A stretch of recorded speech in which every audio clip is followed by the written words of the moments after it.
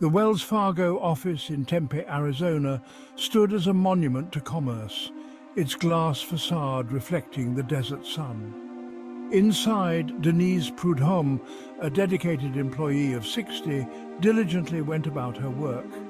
Days turned into nights. Denise remained at her desk, a silent testament to her commitment, but something was terribly wrong. Denise was no longer alive, her passing as quiet as the hum of the office computers. 4 days passed. 4 days before anyone noticed. The discovery was chilling. A colleague, alerted by an unsettling odor, stumbled upon the unthinkable. Denise, still in her chair, was gone. Her life dedicated to her work had ended unnoticed and alone. The news spread like wildfire through the office, leaving a trail of shock and disbelief in its wake. The initial shock gave way to a wave of hushed whispers. How could this happen? How could someone simply vanish, only to be found days later, a few feet from colleagues who had no idea? The office, once a place of routine and familiarity, transformed into a stage for shared grief and simmering anger. Coworkers huddled together, seeking solace in shared stories about Denise. They remembered her quiet dedication, her warm smile, and her willingness to lend a helping hand. Amidst their sorrow, a disturbing question lingered. Had their workplace failed them? Had their colleague been abandoned in her final moments? Wells Fargo, faced with the tragic death of an employee under its roof, issued a statement. The company expressed deep sadness and pledged full cooperation with the authorities. Counselors were dispatched to the Tempe office, offering comfort and support. But the carefully crafted words and the presence of grief counselors did little to quell the unease that had settled over the workforce. The incident had exposed a chilling reality in the relentless pursuit of productivity. Had human connection been sacrificed? Had Denise become just another cog in the corporate machine? Her absence noted only when it was too late. Section 4. The investigation unfolds.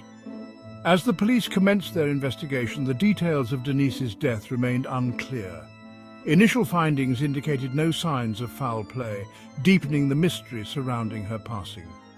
Detectives interviewed colleagues, piecing together the events leading up to her death. Each interview painted a picture of a woman dedicated to her job, often working long hours, even on weekends. The investigation was ongoing, but one thing was becoming tragically clear. Denise's death was not just a personal loss. It was a stark reminder of the human cost of a workplace that often prioritizes output over well-being. Section 5. A disconnect laid bare. The tragedy at Wells Fargo served as a wake-up call for corporate America. It shone a harsh light on the growing disconnect within organizations, where employees often feel like numbers in a system, their contributions measured in spreadsheets rather than human connection. Denise's story resonated with countless individuals who felt unseen and unheard in their own workplaces. It sparked conversations about the relentless pressure to perform, the erosion of work-life balance, and the need for companies to prioritize the well-being of their employees. Section 6. A call for change. Denise Prudhomme's death was a tragedy, a life cut short, a story that should have never been written. But from this tragedy, a powerful message emerged, a call for change.